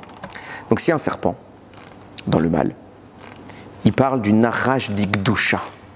Il y a un serpent qui est Kadosh. De même qu'il y a un Nachash impur, il y a un Nachash pur, un serpent pur. C'est quoi ce serpent pur? Et il explique. Première chose. Comme j'ai dit tout à l'heure, on a une hiérarchisation des mondes. Okay? Le mal d'un monde n'existe pas dans le monde d'en haut. Il est mal parce qu'il est en bas, c'est tout. Et il explique. Le Léviathan est une notion qui est tellement haute, il dit Kodesh Kodashim, Raza, il dit que c'est un secret qui est tellement haut, qui vient de la notion du Da'at, et qui traverse l'intégralité de notre monde, faisant de lui la notion la plus haute, parce qu'il est tout en haut, mais également la notion la plus basse, parce qu'il traverse tout. 2 minutes. Je répète, c'est la notion la plus haute et également la plus basse. Mikatse el katse. D'une extrémité à l'autre, il traverse. Signifiant, et il explique comme ça. Quand il est tout en haut, Kodesh, Kodashim. C'est une sainteté absolue. Quand il descend dans notre monde, donc on imagine quelque chose qui va s'affaisser comme ça, arrivé ici, il devient le Etz Adaat Tov Vara, l'arbre de la connaissance du bien et du mal. C'est quoi l'arbre de la connaissance du bien et du mal? C'est le Léviathan, c'est l'émanation du Léviathan qui descend dans notre monde. Et à ce niveau-là, le serpent, dont on parle dans Bereshit, Nachash HaKadmoni, est une partie intégrante du Léviathan. Et ce n'est qu'au moment de la faute que le serpent s'est détaché du Léviathan pour devenir quelque chose de négatif qui s'oppose à quelque chose de positif. Donc schématiquement, on a l'idée suivante. On a le Léviathan tout en haut, qu'on appelle Nachash d'Igdusha. C'est le serpent de la Gdusha. Et quand il descend, il y a une ramification qui se produit, qui le transforme en arbre de la connaissance. Cet arbre de la connaissance, c'est pour ça qu'il s'appelle Da'at et que je vous ai dit que le Léviathan vient du Da'at. L'arbre de la connaissance, quand vous êtes dans le Da'at, il y a toujours 5 forces positives, 5 forces de rigueur, 5 forces de miséricorde. Donc se scinde entre 5 forces de rigueur, qui vont être la source du serpent, qui à ce moment-là n'est pas mauvais. Et 5 forces de miséricorde qui vont donner l'ange de la vie qui lui non plus n'est pas mauvais. Et lorsqu'Adam faute, il donne une certaine autonomie au serpent qui lui donne la possibilité de se détacher. Et il y a une scission qui s'opère. Et là vous avez le Nachash HaKadmoni et ce que l'Echem appelle le Nachash d'Igdusha. Les deux sont en réalité séparés et scindés que maintenant. Ça nous explique tout, Rabotai. Quand on va dans ce principe, déjà première chose, on commence à comprendre que la Gemara parlait du grand serviteur qui, si on ne l'avait pas quelque part détourné, il aurait provoqué qu'on ait deux serpents qui nous accompagnent en permanence. D'où un grand serviteur qui vient, qui a deux serpents. C'est quoi le grand serviteur? C'est la source d'origine, c'est quelque chose de très très grand. Et si on n'avait pas détourné son arrivée sur Terre, elle serait restée dans ces deux manières de s'exposer, mais sans qu'on puisse les distinguer. Donc il n'y aurait pas eu un du bien, un du mal, il y aurait eu deux du bien. Deux du bien. Il n'y aurait pas eu la notion de la mort. La mort n'existe que parce que c'est le regard qu'on lui a imposé. Mais dans son essence même, elle existait en étant un ange qui devait nous servir. Le serpent, ça aurait été notre copain. Alors, il ne faut pas l'imaginer comme on le voit maintenant, mais en tout cas, ça aurait été... Et on comprend également ce que disait la marloquette, qu'on croirait que c'est une marloquette, entre le Shla qui disait que la peau d'Adam Arishon vient de Léviathan, et la peau, le Pirkei des Rabbi Eliezer qui disait que ça vient du serpent. Non, c'est la même chose. C'est exactement la même chose. Qu'est-ce qu'on a dit? Le Pirkei des Rabbi Eliezer disait que la peau d'Adam, c'est la mue du serpent. Quand est-ce qu'il y a eu la mue du serpent? Quand il y a eu la faute. Donc quand le serpent s'est détaché du Léviathan. Et à ce moment-là, il a laissé quelque chose, ce reste, qui était affilié à quelque chose de positif à la base. C'est ce qui fait partie du Léviathan, comme a dit le Shla, et ce qui fait partie aussi du Nachash, comme avait dit le Pirkei des Rabbi Eliezer, Zéoto Davar. Il n'y a pas de marloquette. Comme j'adore faire, quand il y a une marloquette, on essaie de la réconcilier. Maintenant, c'est ici que débute notre corrélation avec notre sujet, parce qu'on est parti un petit peu en cacahuète. Il faut revenir à la manne. Nous dit le Khatam Sofer, c'est là qu'elle se dessine la critique que le peuple a fait.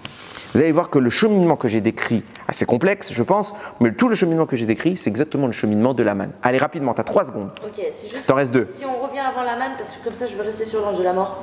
Je veux savoir un truc, je crois que j'ai pas tout capté. La mort avant, c'était pas la mort, d'après ce que j'ai compris, c'était notre copain. Mais alors pourquoi on l'appelle la mort? Parce qu'en réalité, tu me fatigues. En réalité, très simple, en réalité, la notion de mort, ça aurait dû nous amener à un niveau super. On n'aurait pas dû mourir de cette manière. Ça veut dire que la mort n'aurait pas dû être quelque chose d'impur. Ça veut dire simplement, c'est ce qu'on appelle mitat neshika. C'est ça la mort qu'on aurait dû avoir. Par un bisou? Par un baiser divin. Comme il est mort Moshe, il a été élevé par la Shekhinah elle-même. Ok? Je ne rentre pas plus dans le sujet. Ok, je vous disais tout à l'heure, c'est là le point de jonction avec la manne. Tu vois, maintenant il faut que je me remette dans le chiot. Le Khatam Sofer est écrit comme ça. Quelle est la nature profonde de la manne? C'est écrit que quand les explorateurs, il y a quelques parachiotes, il y a 2 parachiotes, ouais, 2. Quand les explorateurs sont allés visiter, ils ont vu qu'il y avait beaucoup de morts. Une des raisons pour lesquelles il y avait beaucoup de morts, pour comprendre cette raison, il faut comprendre une des raisons pour lesquelles les explorateurs ne veulent pas rentrer en Israël. Un schéma très simple, dont nos frères qui sont encore en diaspora, qui vont bientôt Bezrat Hashem monter, vont peut-être se reconnaître, et ce n'est pas une critique que je leur fais, mais c'est un fait. Ok, là-bas, ils disent, Rachamim, une des raisons pour lesquelles les explorateurs ne voulaient pas aller en Eretz Israël, c'est simple, c'est qu'ils sont dans le désert. Ils étudient la Torah toute la journée, avec le plus haut niveau qu'il y a jamais eu dans l'histoire, à savoir Moshe. Quand ils vont rentrer, Moshe n'entre pas. Donc en clair, on va perdre en niveau. Sans critiquer Yehoshua, il n'est pas Moshe. Donc on va moins étudier, du moins on va moins intensément étudier. Pas top. Deuxième chose, ici on a la manne. Donc on n'a pas besoin de travailler. Ils sont plaignés de la manne. Ah non, c'est pas eux, pas les explorateurs. C'est pas les mêmes. Confondez pas les parachutes. Eux se plaignent pas de la manne, les explorateurs. Ils disent, là on a la manne. Donc en clair, on n'a pas besoin d'aller au travail. Donc en clair, on a notre parnassa sans effort. Donc on a toute la journée pour étudier au plus haut niveau. Si j'entre en Israël, je perds le plus haut niveau. Et je perds du temps d'étude parce que la manne va s'arrêter avec Eretz Israël. Donc il faudra travailler la terre. Pourquoi tu veux que j'entre? C'est mieux de vivre en Chutz Laaretz. On a une meilleure parnassa. Et on a un bon limoud. Il y en a plein comme ça qui disent comme ça dans les kollels en France. On te dit en France on est mieux payé dans les kollelim. Et on a un bon niveau. On a Yom Valal, on peut étudier ici. Si je vais en Israël, j'aurais pas autant de parnassa, donc je serais un peu plus préoccupé. Ok, Hachem il a dit vous mourrez tous dans le désert. Ok, 3 petits points. Pas Chas Vesham, personne ne doit mourir. J'ai juste raconté une histoire qui s'est déjà passée. Ok, Chas Vesham, qu'il y ait tout le monde là, que la santé, que la santé. Ok, maintenant vient nous dire le Khatam Sofer. Il pose quand même une question qui est intéressante. C'est que la manne, c'est génial. La manne, elle nous élève, elle nous sanctifie. Pourquoi c'est censé s'arrêter? Pourquoi tu continues pas avec la manne? Tu veux que j'étudie la Torah? Donne-moi la manne. J'ai pas besoin de travailler. Ça y est, c'est bon, fais-moi profiter de la Torah. La Torah, tu veux Torah, bah donne-moi Torah. Pourquoi il faut que j'en arrive à faire disparaître la manne et tous les bienfaits extraordinaires pour en arriver à devoir faire de l'agriculture, à faire de l'élevage, etc., à faire du business? C'est mieux la manne. Pourquoi elle disparaît?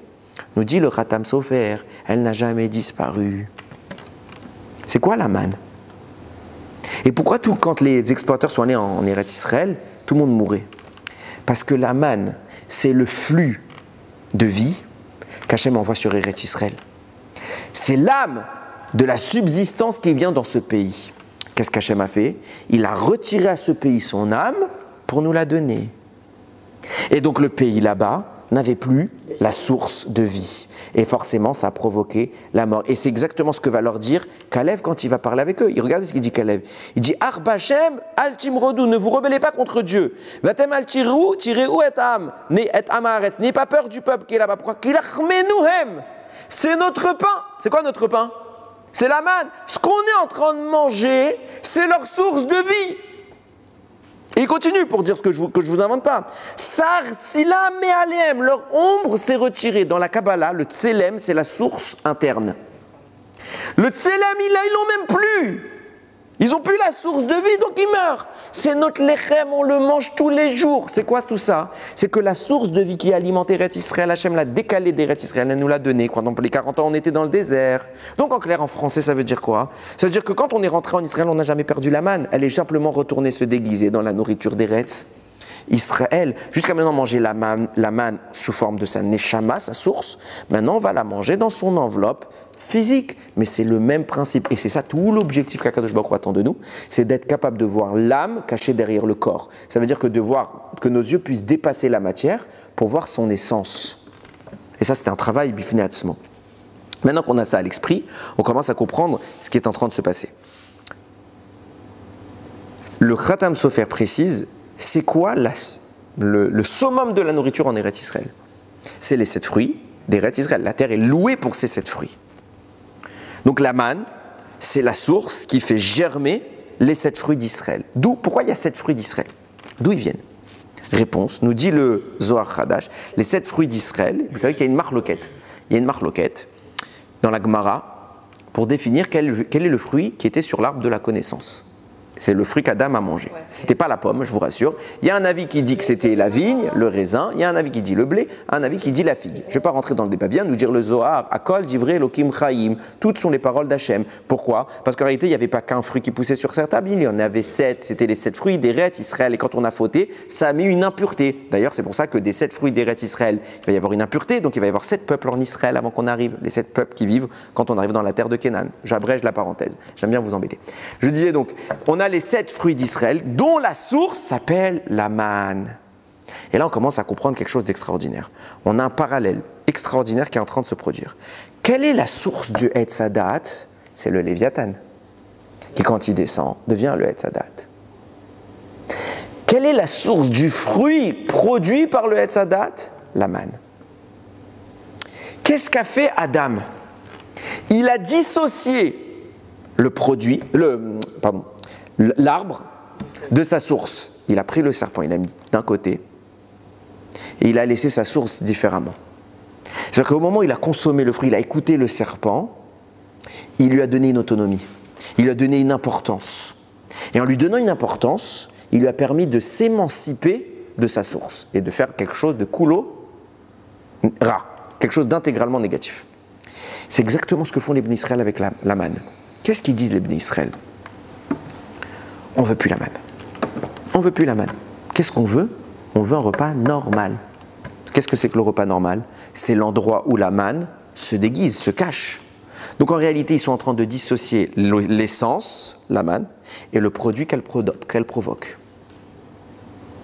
De même qu'Adam a distingué l'essence, qui était Kulotov, le Léviathan, et sa manifestation terrestre. C'est la même chose. Comme a dit le Zohar, c'est la même entité. Qui en a fait deux entités différentes? Adam. De même, la manne et la nourriture terrestre, c'est la même entité. Qui en fait deux entités différentes? Notre incapacité à voir la source cachée derrière notre repas. Viennent les Bnei Israël, et là on va commencer à comprendre quelle était la différence entre les deux fois où ils ont réclamé la manne. Première fois, Parashat Be'alotra. Qu'est-ce qu'ils disent les Bnei Israël? Là-bas, il y a écrit Ve'asasuf asher bekirbo it'avu ta'ava. Ils ont eu des désirs. Le peuple a eu un désir. Ils ont dit on en a marre de cette manne. Pareil que ici. Sauf que le mot it'avu ta'ava, traduisez-le littéralement, ça veut dire ils ont désiré le désir. Ça veut dire qu'on désire le désir. Réponse, la manne, puisque c'est le shoresh, c'est la source, elle n'est pas distinguée entre bien et mal. Elle n'a pas de manifestation physique.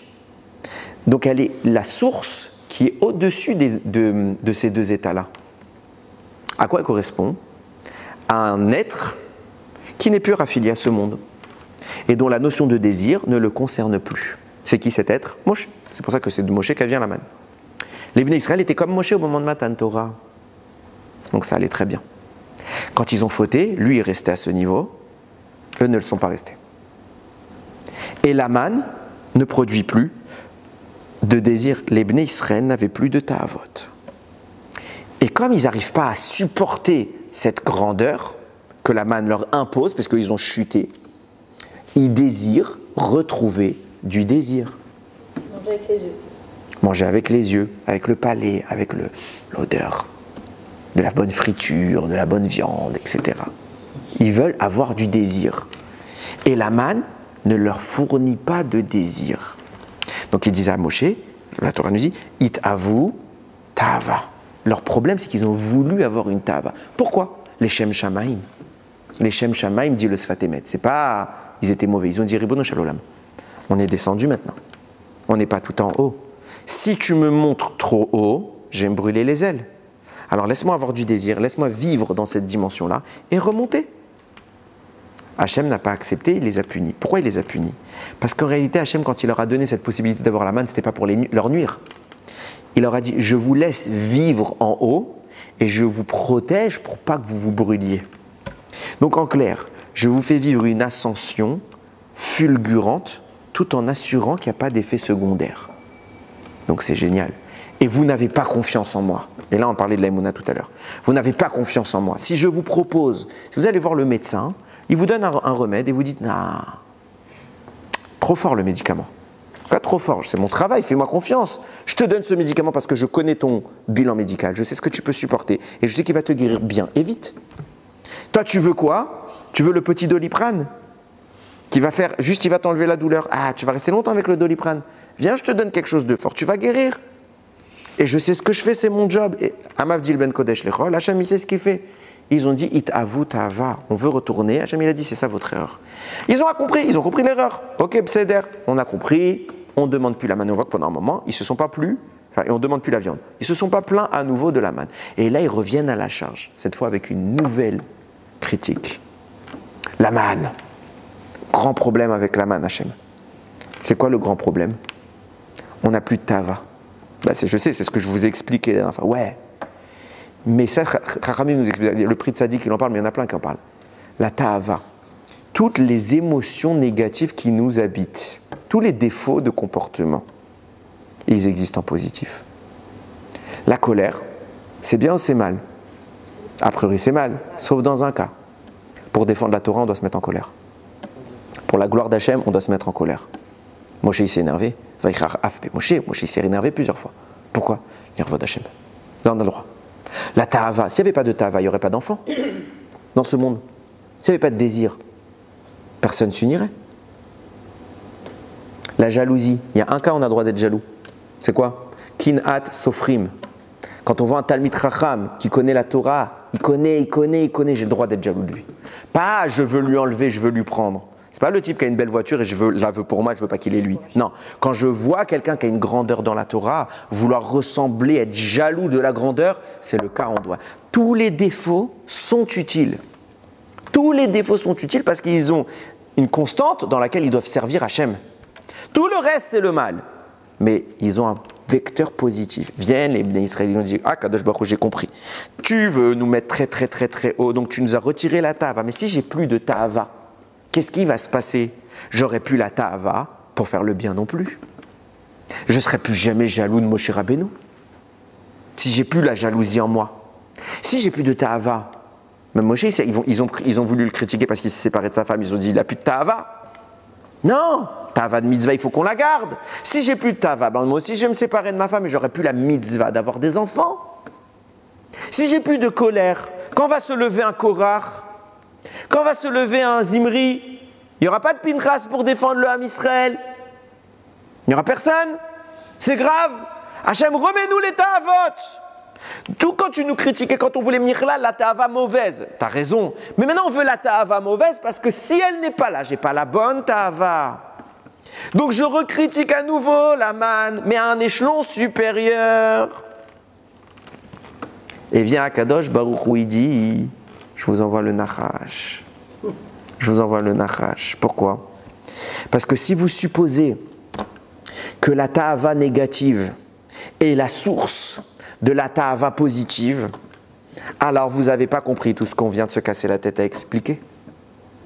C'est tout l'inverse. La Ta'ava négative provient d'une source plus grande qui est positive. De même que le serpent vient d'une source qui est extrêmement pure, c'est le Léviathan.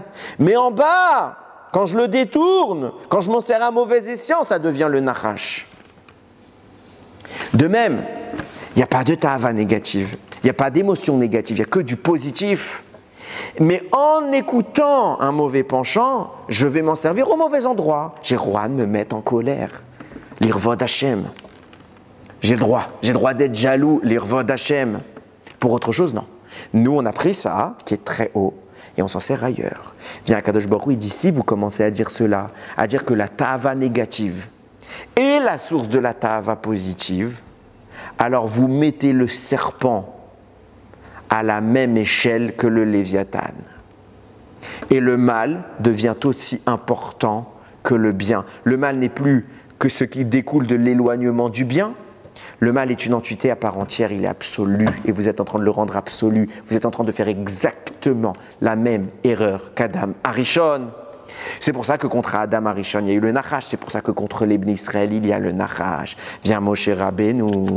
Et il commence à réparer les choses. Comment il répare les choses? Il écrit, il va faire un Nachash Nechoshet, un serpent, et il va le mettre où? Sur un nes. On a écrit sur une poutre. Bien, le Sifte Kohanim dit nes, ça ne veut pas dire poutre. Nes, ça veut dire miracle. Pourquoi miracle? Parce qu'il y avait un miracle. C'est quoi le miracle? C'est qu'il a pris cette structure qu'il a fabriquée, il l'a jetée dans le ciel et elle s'est mise à flotter. Pourquoi elle s'est mise à flotter? Pourquoi elle est en haut? Parce que Moshe Rabbeinu est en train de leur expliquer comment atteindre la réfoua. C'est Hachem qui envoie la réfoua, on n'est pas en train de débattre. Le but de ce Nachash que Moshe fait, c'est comment leur expliquer leur erreur. Quelle est votre erreur? Vous avez cru que le mal était la source du bien, alors que le bien est la source du mal. Et le Nachash que vous voyez en bas qui est en train de vous attaquer, l'erreur d'Adam Arishon, ce que vous avez répété, il vient d'une source qui est plus haute que lui. C'est quoi? Le Léviathan. C'est pour ça que je le mets en haut, parce qu'en haut, il est Kulotov. Ce n'est qu'en bas que le mal apparaît. Quand il est Kulotov, je le mets dans le ciel, il vole, et je vous le montre. Quand vous le regardez et que vous comprenez que ce que vous voyez en bas comme étant le mal tire sa source de quelque chose qui est Kulotov, alors vous avez compris qu'il n'y a pas de mal en bas. Et donc le serpent ne peut plus vous faire de mal. Et la preuve absolue de tout ce que je vous dis, c'est la punition qu'a connue le serpent. Quelle est la punition du serpent? Il n'a pas de goût. Jusqu'avant, il avait du goût. Quand il était relié au Léviathan. Quand je le retire du Léviathan, il n'a plus son goût. Parce que c'est le Léviathan qui lui donne un goût. C'est ça son âme. De même que les fruits d'Israël n'avaient plus d'âme, et ça a provoqué la mort. De même est apparue la notion actuelle de la mort, qu'on appelle le serpent, l'ange de la mort. Et regardez le même principe. Sur les tables, il y a quoi? Les tables de la loi. On l'a vu plusieurs fois, les lettres étaient gravées, donc elles transperçaient l'épaisseur des tables. Donc ça c'est, imaginons que c'est ma table, c'est pas alors c'est gravé, ça veut dire que là je vois un trou et je vous vois à travers la table. Okay. Or, on a deux lettres qui sont fermées, c'est le samer et le mem sophite, qui sont un rond complet et un carré. Pour qu'on forme un samer en perçant la pierre, il faut qu'il y ait une épaisseur autour et un bout de pierre au milieu. Sinon, ça ne fait pas un samer, sinon ça fait un rond. Et pareil pour le mem sophite, ça fera qu'un carré. Donc, ça veut dire quoi? Nous dit la Gemara, le samer, le bout de pierre au milieu, il était en lévitation. Donc, vous aviez la pierre, un rond vide, et un rond qui volait. Pareil pour le même sophite avec un carré. C'est quoi les deux lettres qui sont en suspension? Le samer et le même. C'est les deux lettres qui viennent former le mot Sam. Sam, c'est le début du nom du Satan, c'est le poison. Sauf que quand il est dans sa source, il fait partie de la Torah. Quand il est dans sa source, il vole. Il n'est pas un problème, il est léger. Il est très léger. Il ne s'oppose pas, il est en harmonie. Quand il est à l'origine. Moshe leur dit, vous voulez guérir, retournez à la source. Ne séparez plus le Nachash du Léviathan, ne séparez plus la manne de votre nourriture. Tout ça, c'est la même chose. Et ne venez pas affirmer que le mal est la source du bien. Il pourrait conduire au bien. Non, tout ça, c'est la même entité, mais elle est du haut vers le bas. Elle est descendante. Elle est descendante.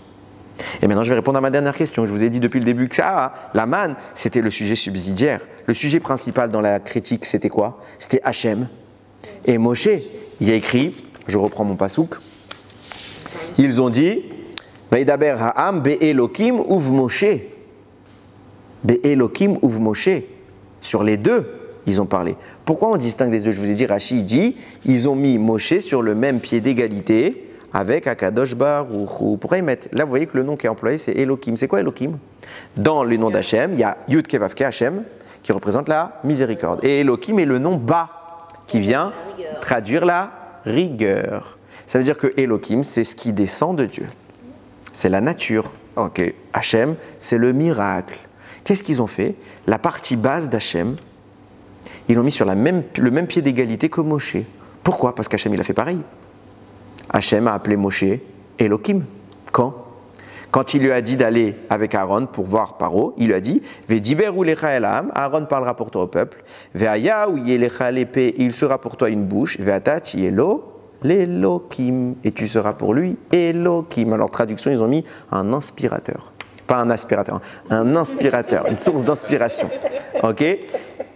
Tu seras Elohim. Traduction littérale de Elohim. Tu seras Elohim, mamash. Ça veut dire quoi, tu seras Elohim? Comment ça, Moshe, il est Elohim? Oui, on est tous Elohim. Mais on n'est pas Elohim. Ça veut dire quoi? Tout vient d'une même source. Elohim, c'est Yudke Vavke qui descend.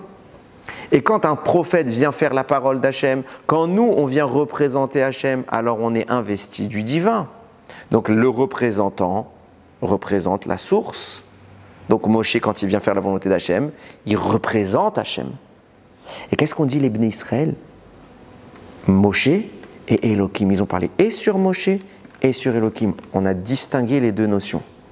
C'est exactement la même chose que ce qu'on a fait avec le serpent qu'on a distingué du Léviathan, avec la manne qu'on a distingué de sa manifestation. Elohim et Moshe, deux entités. Vient Rashi dit, ils les ont mis sur le même pied d'égalité, alors qu'il n'y a qu'une chose, il n'y a qu'une source, Enon Milvado. Et regardez comment ils vont comprendre leur erreur, puisque quand ils vont parler, après ils vont dire Chatanu qui dit Barnou ba Hachem Vabach. On a parlé sur Hachem et sur toi. Là, il n'y a plus parlé sur Elohim. On n'est plus en train de dire que Moshe et Elohim, Dieu, c'est la même chose. Non, non, non, il y a la source. Et le fait qu'on l'ait, entre guillemets, descendu en étant que Elohim, c'était ça notre Lashon Hara. Et le fait de dire que Moshe et Elohim, c'est la même chose, c'était ça le Lashon Hara aussi. Il n'y a pas deux notions.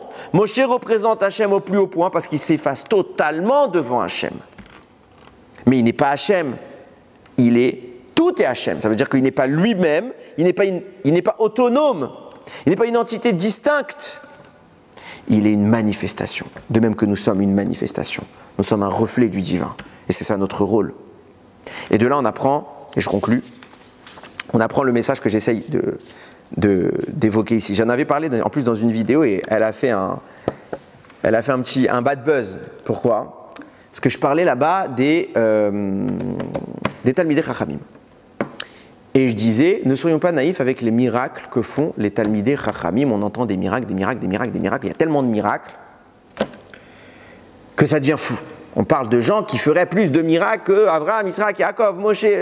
Aujourd'hui, on entend des rabbanim, Birlal, on entend tous les jours des miracles, des miracles, des miracles, des miracles. Et on voit quelque part j'ai appelé ça du fanatisme sur les rabbanim. Alors mon but n'était pas de critiquer les rabbanim et de dire que les miracles n'existent pas. Les miracles existent, les rabbanim sont des rabbanim. Et on leur doit tout leur kavod. C'est pas ça du tout mon but. Le regard que je veux absolument critiquer, c'est le nôtre vis-à-vis d'eux. On ne doit pas diviniser. Le Rav n'est strictement rien d'autre que l'émissaire d'Hachem. Le Rav ne fait pas de miracle.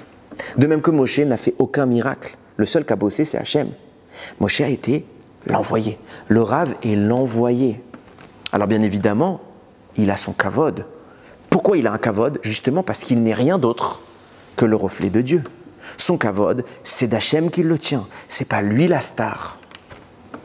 C'est pas lui la star. Ne faisons pas de nos rabbanim des stars. Vous voyez des fois dans les... moi c'est quelque chose qui me dérange beaucoup. Vous voyez des fois dans les affiches de conférences, vous voyez les rabbanim, ils posent. Et ouais, avec le chapeau comme ça et tout, et on leur met de la lumière. J'ai pas dit tous les rabbanim. Il y a des rabbanim, évidemment, on est obligé de mettre la photo pour savoir de qui on parle. Je suis pas en train de dire. Mais il y a des rabbanim, ils posent. Vraiment, je vous promets, c'est pas une blague. Moi, je vois la photo. Comment tu peux juste te mettre devant l'objet? Alors, quand tu fais une photo de famille, tu as envie d'être bien, ok, mais là, tu le vois, il se met de profil, etc. Tu poses. Ça veut dire quoi? C'est quoi? C'est toi la star? Et on leur met une aura autour de pour faire de la lumière. Le seul qui avait de la lumière, il s'est caché d'avoir de la lumière, c'était Moshe.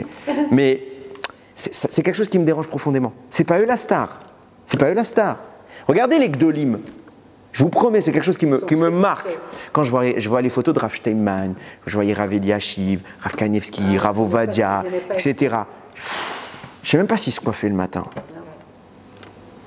Je sais même pas. Baba Salé, vous avez vu Baba Salé? Il était toujours avec sa tuque. Je sais même pas s'il s'arrangeait un peu la barbe comme ça devant la glace. Est-ce qu'ils se regardaient? Je suis pas ça. Ça veut dire que je suis pas en train de dire qu'ils étaient sales, hein, pas du tout. Non, ça veut dire que eux, toute leur gloire, c'est quoi? C'est pas eux-mêmes, c'est lui.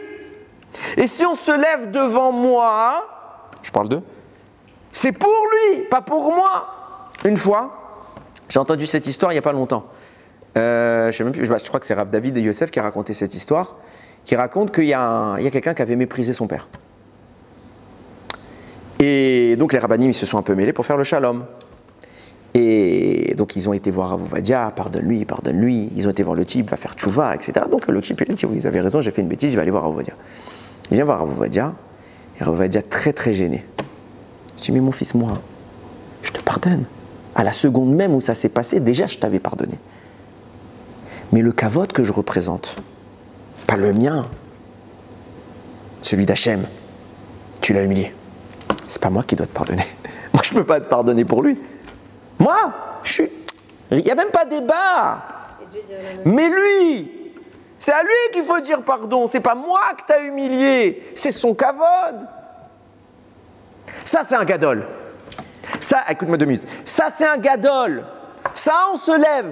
Je me lève pas devant le monsieur fait de chair et d'os. Je me lève devant la Shekhinah qui a investi en lui. C'est là que quand j'ai dit que Moshe il a appelé Elohim, c'est quoi? C'est le monsieur qui s'efface tellement qu'il respire le divin parce qu'il peut le laisser exister.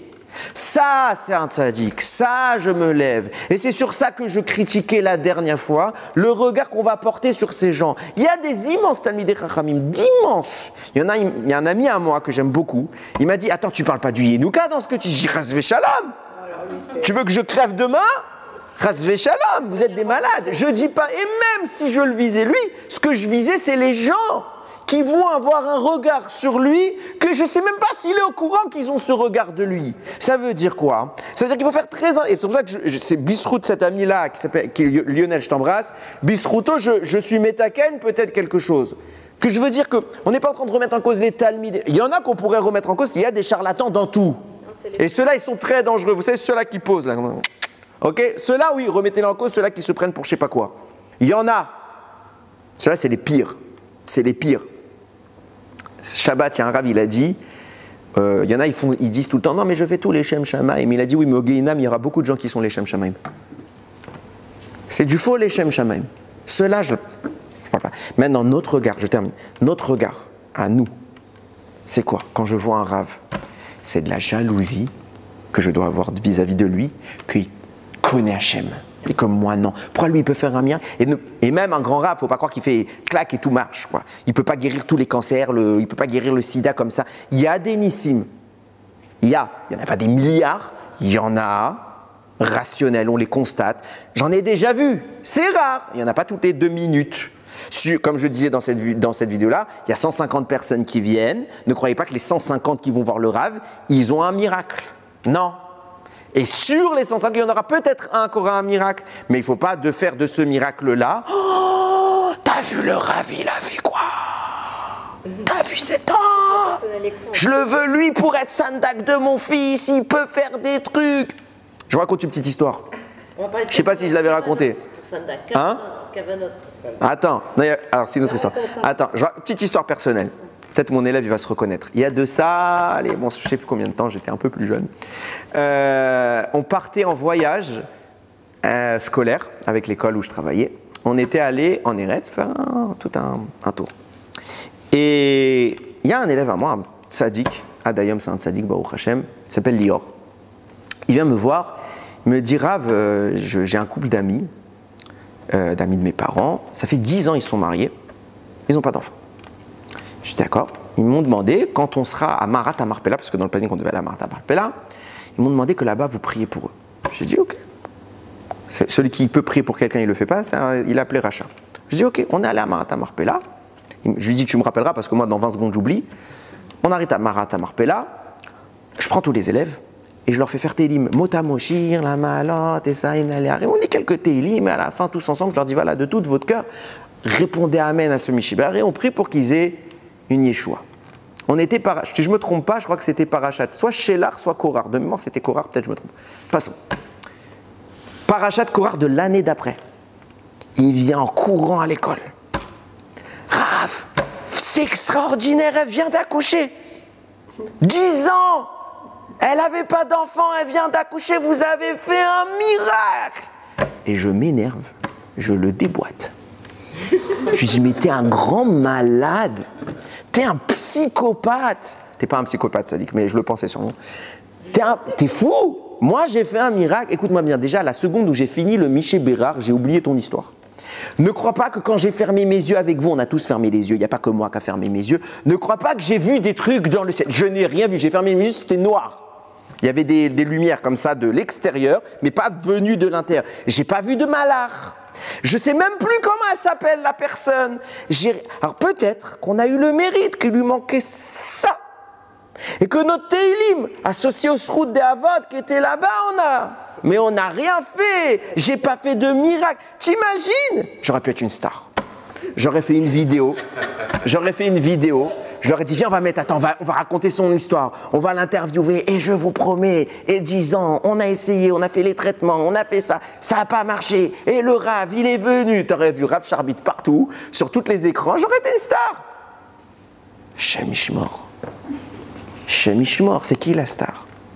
C'est Hachem. Oui, et c'est la c'est tout. Il faut arrêter de croire qu'on voit des choses. Alors moi, déjà, c'est sûr, je ne vois rien. Mais même les grands, des fois, ils font juste un Miché Bérard et ils n'ont pas fait de la magie. Ils ont une proximité avec Hachem. Parce qu'ils le laissent exister. Donc, puisqu'ils le laissent exister, il peut se passer des choses. C'est ça que j'ai voulu dire la dernière fois. Faire bien attention à ne pas diviniser. Il n'y a qu'un divin. Nous sommes ses employés, nous sommes ses serviteurs. Et notre rôle est d'effacer notre présence pour que la sienne puisse se manifester. Il n'y a qu'un roi. Yiratson, que le roi arrive. Je termine, après je t'écoute ta question. Yiratson, que le roi arrive. On est dans une période difficile. Qu'Akadosh Baruch Hu nous envoie vite Yeshua, Venerhamot. Et que ce soit pas nous. C'est pas Bibi. Bibi fait beaucoup de travail. Beaucoup de travail. C'est quelqu'un, je pense, quelqu'un de bien. Je m'en fiche s'il y a des gens qui n'aiment pas ce que je dis. Je m'en fiche s'il y a de la politique. Je pense que c'est quelqu'un de bien. C'est mon avis. Je me trompe pas. C'est Hachem qui juge. De toute façon, les hommes, on n'est pas là pour juger. Nos soldats, c'est sûr que c'est des gens bien. Religieux, pas religieux, tzadikim, théorim, on devrait se lever quand il y a un soldat qui rentre. Mais, le seul acteur, c'est Hachem. C'est eux qui l'ont choisi pour être ses émissaires. Donc ils ont un mérite pour ça. Et on leur doit leur reconnaissance. On doit les aimer pour ça. On ne peut pas passer une journée sans prier pour un soldat. Moi, j'ai beaucoup de mal quand quelqu'un me dit dans ma mida, je n'ai pas prié pour Tzahal. J'ai beaucoup de mal. C'est quelque chose qui me terrifie. Comment tu peux vivre peinard chez toi avec tout ce qui se passe et tu pries pas au moins une fois dans t'as 3 filotes, même un mot tu ne dis pas sur les soldats. C'est très grave. Passons. En attendant, il n'en demeure qu'avec toute leur mala, toute leur doucha même, l'acteur c'est lui. Enon milvado. N'inversons pas l'échiquier. Remettons les choses à leur place. Notre seul objectif, c'est Akadosh Baruch Hu. Notre seul objectif, c'est Bet Hamikdash dans lequel on va pouvoir s'approcher de lui. C'est la seule chose. On arrive à Ben Hametzarim, on est en Tammuz. On arrive à la période de deuil. Rabotai. Le Bet Hamikdash, il n'est toujours pas là. C'est ça qu'on doit avoir dans notre tête. C'est ça. Dans les moments de joie, Bet Hamikdash. Mariage, on casse un verre. Nouvelle maison, on grave sur le mur, on gratte le mur. On gratte le mur pour pas qu'elle soit parfaite. Partout, Bet Hamikdash. Tous les jours, Tikkun Chatzot. Tishkon, Betor, Yerushalayim. Tout ce qu'on veut, c'est qu'Akadosh Baruch Hu, il revienne et que ce soit lui qui soit au centre. Yiratson, qu'on ait le route de voir ça de nos yeux et que Bimera Biamim Yeshua, Venechamot, qu'Akadosh Baruch Hu nous envoie Mashiach, qui reconstruit son Bet Hamikdash. Baruch Adonai Leolam. Amen ve Amen.